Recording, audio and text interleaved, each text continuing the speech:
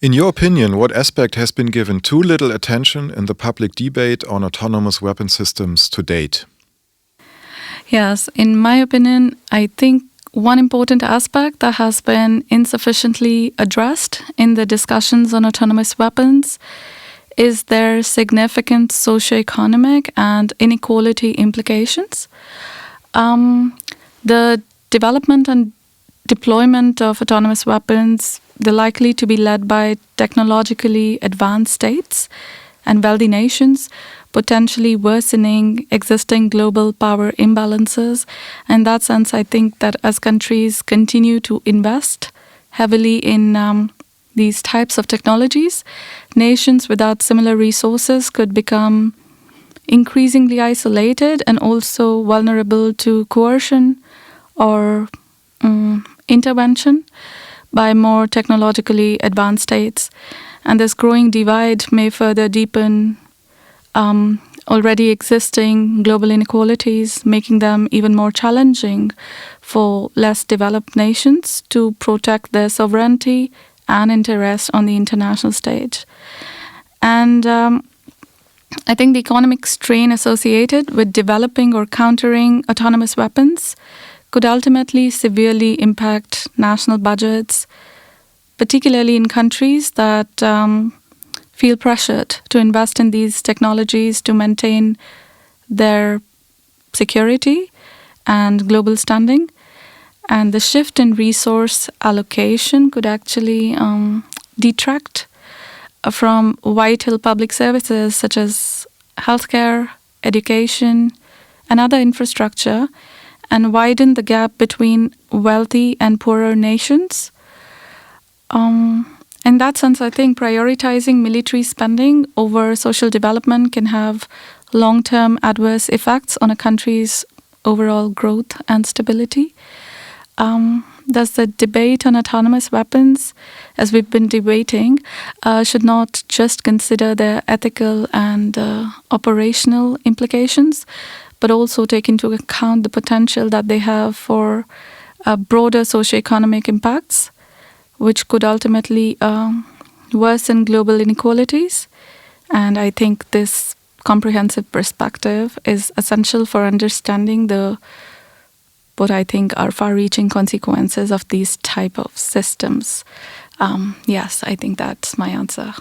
Okay, and what problem does your research address?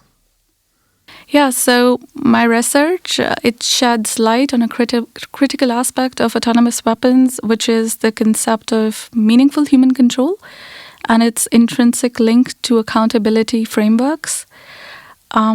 Initially, I'd aimed to understand the ethical and strategic imperatives behind countries' positions on meaningful human control in the context of the Convention on Certain Conventional Weapons, the discussions on autonomous weapons. My goal was to identify the minimum benchmarks for meaningful human control that could accommodate varied interpretations and state positions. And during my research at the University of Hanover, I reviewed discussions from the group of governmental experts on autonomous weapons since the year 2017 and realized that states tend to focus on elements of meaningful human control without really proposing clear definitions. And this led me to propose both broad and narrow definitions of the concept. However, as my research progressed, I concluded that studying meaningful human control in isolation or by itself is insufficient to address the broader implications of autonomous weapons.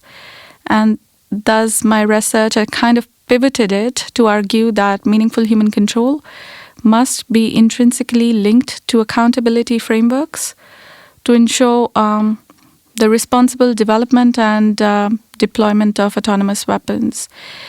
And in the near term, I hope to author an article that will explore the concept of meaningful human control in detail and its intersections with accountability, ultimately, hopefully leading to the proposition of a framework that integrates both concepts. this is basically my research in a nutshell. Okay, and how can linking meaningful human control with accountability frameworks enhance the ethical and legal oversight of autonomous weapon systems? I think linking meaningful human control with accountability frameworks is crucial for enhancing the ethical and legal oversight of these weapon systems, because this connection ensures that autonomous weapons are developed, deployed, and then used in a manner that upholds international law and ethical standards, addressing several pressing concerns. First, while meaningful human control focuses on the necessity for human oversight in the use of autonomous weapons, it often remains a theoretical construct without practical mechanisms for enforcement. And this is something that I've also realized during my own research. So by integrating meaningful human control with accountability frameworks, we move beyond what would be theoretical discussions to practical applications. And this integration ensures that human operators and developers and others involved in the process are not only involved in the decision-making processes, but also can be held accountable for the outcomes of autonomous weapon deployment. Accountability frameworks provide clear guidelines and responsibilities, ensuring that any misuse or unintended consequences can be traced back to specific individuals or entities. And thereby this could enforce a culture of responsibility and ethical conduct. And this is something that has been debated widely in this context. Second, I think autonomous weapons or systems operate in complex and dynamic environments where unpredictability can lead to unintended consequences. So when we tie meaningful human control to accountability, we basically create a robust system where the decisions made by autonomous weapons can be monitored, reviewed, and corrected if necessary. And this system would include regular audits, transparent monitoring and reporting mechanisms, and I also think stringent compliance checks to ensure that autonomous weapons operate within the bounds of international law and ethical norms. It would ensure that any deviations or failures in the system are promptly addressed, thereby minimizing the risk of harm to civilians and non-combatants. Further, I also think the integration of meaningful human control with accountability frameworks addresses the issue of automation bias and the opaqueness of AI algorithms. Automation bias occurs when operators tend to over-rely on machine outputs without critical evaluation, leading to potential errors. And so accountability frameworks mandate continuous training for operators, emphasizing critical thinking and situational awareness, thus reducing the likelihood of this kind of bias.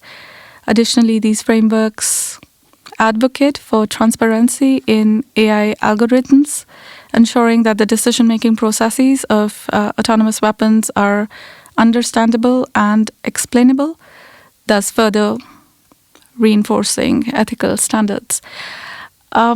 Last, this integration, it also promotes international cooperation and standardization in the use of autonomous weapons.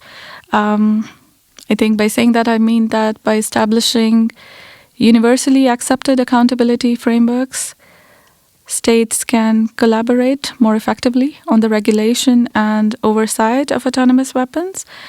And this kind of cooperation can ensure that all parties adhere to the same ethical and legal standards, thus preventing a race to the bottom where states might otherwise cut corners to gain a technological advantage. In sum, I think linking meaningful human control with accountability frameworks, it enhances the legal and ethical oversight of autonomous weapons by ensuring practical enforceability, mitigating risks associated with unpredictability and automation bias, and also promoting international cooperation. And in my opinion, this integrated approach provides a comprehensive solution to the challenges posed by autonomous weapons, ensuring that their use is consistent with humanitarian values and legal norms. I think that's all. Thank you so much. Thank you.